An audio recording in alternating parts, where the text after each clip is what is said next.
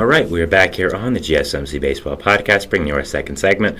But before we do that, I'd like to ask you again to please like and follow the show. We do get a number of questions from viewers, so to ensure that your question does get read in the air, please use the link at gsmcpodcast.net. It really does help the show, and it really does mean a lot, so thank you so much for that. And let's get into our second segment of the day. So I know we just talked about the American League games of yesterday, so it's only fitting we do the National League just to recap the games that happened, yesterday and just what happened with those. So I always do this, and just want to catch you guys up in the action. So the first game we have was a really, really great game that I indeed watched last night, which was Mets-Pirates, two hot teams, and was just a really exciting matchup. So scoring went out open until the top of the sixth, where Andrew McCutchen, a new member of the 300 home run club, would hit an RBI single to score Brian Hayes to make it 1-0 Pittsburgh in the top of the sixth. Connor Joe would then hit an RBI single to score McCutchen to make it 2-0, and then Jared Triolo would hit a sacrifice fly to Starling Marte to score Jack Swinsky to make it 3-0. So, the Pirates hadn't scored until the sixth, but when they did, they really capitalized on it and got 3 runs on the board. The Mets ran into right back though with a Francisco Alvarez walk with the bases loaded to make it 3-1. Then Jeff McNeil would hit a sacrifice fly to score Francisco Lindor to make it 3-2. Then DJ Stewart with the big blow to an RBI double to Connor Joe to score Brett Beatty and move Francisco Alvarez to third to tie up the game at 3. So an amazing job by this Mets offense that is not even to full strength right now to tie up the game at 3-3. DJ Stewart got off to a really horrible start to the season, but has been really, really good now. A 932 OPS in the season and 25 at-bats. He's making a real case to be the DH consistently. In the bottom of the eighth now, with the game still tied at 3, Harrison Bader with the big blow to the Pirates' chances with an RBI double, his first as a Met, to score Jeff McNeil and DJ Stewart to make it 5-3. Then Brandon Nimmo would reach on a fielder's choice, which would score Harrison Bader to make it 6-3 Mets, with the score end up staying with a Edwin Diaz save. A great comeback for the Mets. They're now 8-3 in their last 11. After starting 0-5, they're back at 500. So they're really doing great, and just a really exciting stretch for Mets fans right now. And we're all very, very excited with what's happening with this team, and they're looking real good right now. That's all I'll say. For the Pirates, they had Martin Perez on the mound. He went 5 2/3, giving them 6 hits, 3 earned runs, 2 walks, a strikeout, and no home runs. So only 1 strikeout's kind of strange, but 5 2/3, only giving a 3 to this Red Hot Met offense is not horrible. 2.55 ERA in the season, still pretty incredible. Good for him. I doubted the signing a lot. I'm going to keep saying that because I was wrong. So, I think Pirates fans are hoping he continues this. Adrian Hauser on the mound for the Mets, 5 1/3 innings pitched, 2 hits, 2 earned runs, 6 walks, and 5 strikeouts. 5 strikeouts, sorry, not 6. So same amount of strikeouts as walks, but 2 earned runs over 5 1/3 to this Pirates offense is really not bad. They've been on fire, so good job by him, and good job controlling this offense even the way he did. Next game we have is an interleague game, a matchup of the 2021 World Series. The Braves and the Astros. Bottom of the first, the Astros will open up the scoring with a Alex Bregman RBI single, scoring Kyle Tucker. But it would be all Braves from here on out, as in the top of the second, Luis Guillorme would single to shortstop Jeremy Pena, scoring Travis d'Arnaud after a throwing error by Pena would ensue. Then, in the top of the second, Ozzie Albies would be hit by a pitch, making it 2-1 Atlanta. This is where I assume he fractured his toe. So, again, if I'm wrong, please let me know, but I didn't really know anything about this, so... In the top of the ninth, scoring would not happen after the top of the second, only be 2-1. So you move to the top of the ninth here. Orlando Arcia would hit an RBI single to score Adam Duvall to make it 3-1 Atlanta. Then Austin Riley would hit an RBI single himself to make it 4-1. Marcell Ozuna would do the same, and Michael Harris II would hit a force out to make it 6-1 Atlanta. And that is where the score would end up staying. So a nice job by the Braves to come back and score a lot of runs at the back half of this game and beat the Astros, who have really, really been struggling. The Astros did have Spencer Arrighetti on the mound, who has not been great filling in for the injured starters. They have 4 innings pitched, 4 hits, 2 earned runs, 2 walks, 5 strikeouts, 11.57 ERA. Not the start to the season I'd say Astros fans wanted for Arrighetti, and I don't think they wanted pitching consistent innings, but that's how baseball works, and that's what's happened so far. They also had Josh Hader on the mound, who was absolutely abysmal. A 3rd innings pitched, 4 hits, 4 earned runs, and a walk. 9.39 ERA in the season.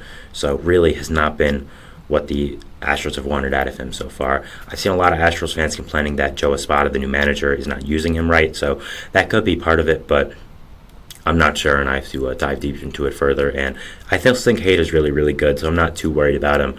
But it's definitely going to be interesting to see how he does fare for the rest of the season and if he can build off of this and kind of become the Josh Hader we all know and love. For Atlanta, they had Darius Vines on the mound, 2 4 2/3, giving up 4 hits, 1 earned run, 3 walks, and 4 strikeouts. He's just a fill-in guy, so only going 4 2/3, giving up 1 run, I think is as pretty good as you can do. Only 1 earned run is pretty great for any pitcher, so of course you want him to go deeper into a game, but again, he is just a fill-in guy, so it's not really too big of a deal.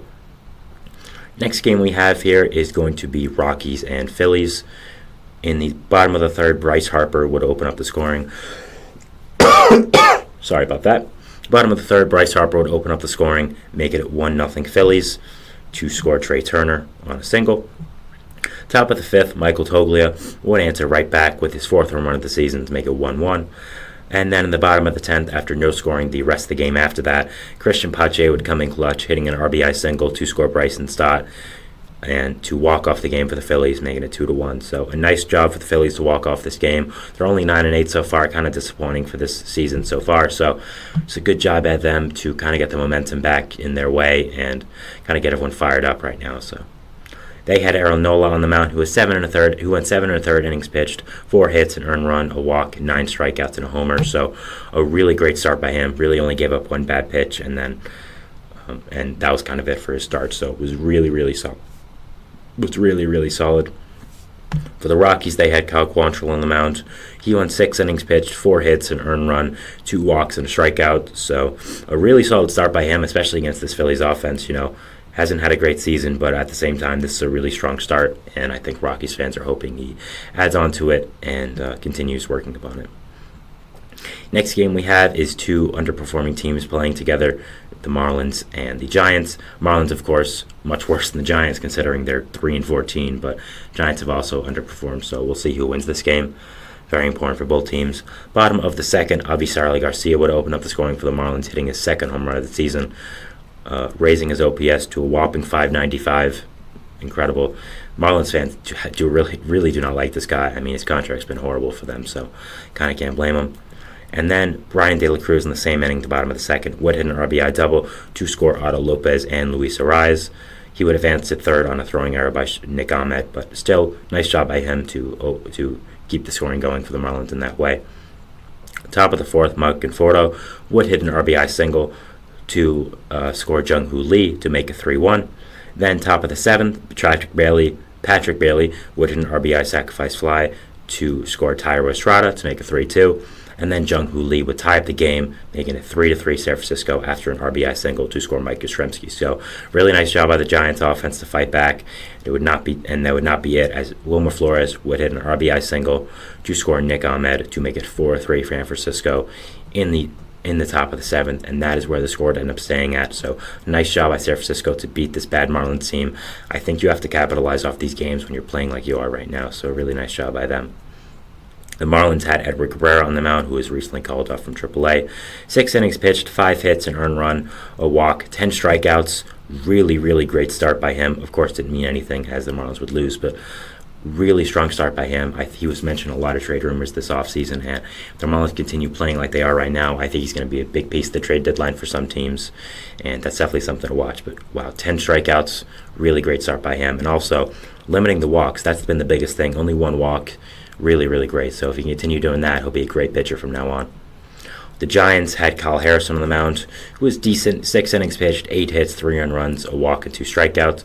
Only gave up all those runs in the first inning, of course, but at the same time, definitely want something better than that. 6 innings pitched and 3 earned runs. Not horrible, but you're playing the Marlins, and they ended up winning, so it wasn't a big deal. But I'd still want a little bit of a better start than that. Next game we have here is going to be Padres Brewers. Team that made 2 teams that made a huge trade together a few years ago with Josh Hader. So, bottom of the first, Willy Adames would hit an RBI single to score Jackson Chourio to make it 1-0 Milwaukee. It's early in the game. Then Jackson Chourio would hit a 2-run home run in the bottom of the second to make it 3-0 Milwaukee. Top of the fourth, Ha-Sung Kim would ground into a force out to score a run to make it 3-1. Then Fernando Tatis Jr. would ground out to score a run, scoring Luis Campusano to make it 3-2. Then the Padres would tie up the game from a pass ball by William Contreras to score Tyler Wade and move Xander Bogaerts to third. Then big blows would keep coming in this inning, the top of the fifth, with a Manny Machado RBI single to make it 4-3. Then a Jackson Merrill RBI single to make it 6-3. Then a Luis Campusano single to make it 7-3. So a great job by this Padres offense in this inning to end up winning this game just simply from really that inning. So just a really solid job there by this offense. The Brewers had Joe Ross on the mound, 4 2/3, 9 hits, 6 earned runs, 7 runs, 2 walks, 4 strikeouts. Not a good start whatsoever. 6 earned runs and 4 2/3. Not what you want. Padres had Joe Musgrove, who went 6 innings, giving up 7 hits, 3 earned runs, 4 walks, 3 strikeouts, and a homer. So a solid start by him, trying to come back from his rough start to the season with a 6.29 ERA so far. So he's definitely going to be better than that. I think all Padres fans know that. So I don't think you should be too worried. Next game we have is Cubs and Diamondbacks, 2 teams trying to fight for a wild card spot this year. Top of the second, Michael Busch would continue his hot streak with his new team, the Cubs, to make it 1-0, his 6th home run of the year in the top of the second. Bottom of the second, Jake McCarthy would tie it right back up with a RBI single to make it 1-1. Then Corbin Carroll with an RBI single in the bottom of the 8th to make it 2-1. Then a wild pitch by Kevin Ginkel in the top of the 9th would score Nico Hoerner to make it 2-2. And then Nico Hoerner would come in clutch again to make it 3-2 Arizona with an RBI single in the top of the 11th. Yes, this game went to extra innings. The Diamondbacks would not tie it up in extras to make it 3-2 Chicago, where the game would end up staying. So a really nice win by the Cubs. They had on the mound Ben Brown, who went 6 innings pitched, 1 hit, 1 earned run, 2 strikeouts, and 4 walks. A really, really great start by him. A guy the Cubs, I think, are looking for to be a big part of their rotation in the future. So really, really nice start by him. Diamondbacks have Merrill Kelly on the mound, 5 innings pitched, 3 hits, 1 earned run, 2 walks, and 6 strikeouts. So continues to be one of the most underrated players in baseball. A really, really great start and just a great pitcher overall. Next game we have here is going to be Cardinals and Athletics. One really bad team and one just regular bad team. Top of the first, Nolan Arenado with an RBI single to score Paul Goldschmidt to make it 1-0. Wilson Contreras, would hit a RBI double to make it 2-0 St. Louis in the top of the 6th. Jordan Walker would hit an RBI single to make it 3-0, also in the top of the 6th. And then Esteury Ruiz, coming back from surprisingly getting sent down to AAA, would hit a solo home run, his first of the year, of course, to make it 3-1. The A's would not end up winning, but still a nice job by Ruiz to hit that home run and kind of show the A's, what were you doing? Why would you do that? So I think it was a confusing move from the start, and he's proving it now. Ross Stripling was on the mound for Oakland. He went 5 2/3, giving him 6 hits, 3 earned runs, 2 walks, and 4 strikeouts. An start, just kind of Cardinals, they had Sonny Gray on the mound, back in his former ballpark, 6 innings pitched, 4 hits, no earned runs, no walks, 6 strikeouts. That's what they signed him for. That's an ace, something the Cardinals have needed for a long, long time. So a great job by him. Really, really strong start. And I think Cardinals fans are happy. They actually have a great starter so far, for right now. Next game we have, the final game on the agenda, I will say, is Nationals-Dodgers. You think this game would probably just be a pushover for the Dodgers, right? Well, be anything other than that. Top of the first, a wild pitcher by Tyler Glasnow would score C.J. Abrams to make it 1-0. Will Smith would answer back for the Dodgers, make it a 1-1 with a sacrifice fly, and Chris Taylor would do the same in the bottom of the second to make it 2-1. But C.J. Abrams would homer against his former organization to make it 2-2. In the top of the third, and Joey Gallo, also a former Dodger, would make it 3-2 with an RBI double. Luis Garcia Jr. would hit a 3-run home run in the top fifth, a big blow to the Dodgers to make it 6-2. Then in the bottom of the 6th, Will Smith would hit an RBI grounder to make it 6-3, and a Max Muncy single would make it 6-4, but the Dodgers would still end up losing to the lowly Nationals. Not a great sign for them. Of course, they're still a great team. I'm not doubting that, but you definitely do not want to lose to the Nationals. The Dodgers had Tyler Glasnow on the mound, who went 5 innings pitched, 8 hits, 6 earned runs, 2 walks, 5 strikeouts, 2 home runs. Not a good start by him, especially against the Nationals. Kind of surprising. I mean, he's been so great for them. It's not really not too big of a deal, but still not really what you want. The Nationals had they had Mitchell Parker on the mound, who I'd never heard of actually, so that's someone. it's you got to be a real interesting guy for me not to ever heard of you. So 5 innings pitched, 4 hits, 2 1 runs, no walks, 4 strikeouts. So a pretty solid start by him, and I'm definitely looking forward to seeing what he can do with the Nationals in the future. So yeah, that was the end of our second segment here, just talking about the NL games of yesterday. We're going to move on to our second segment, which is talking about the prospect call-ups of recent days for MLB.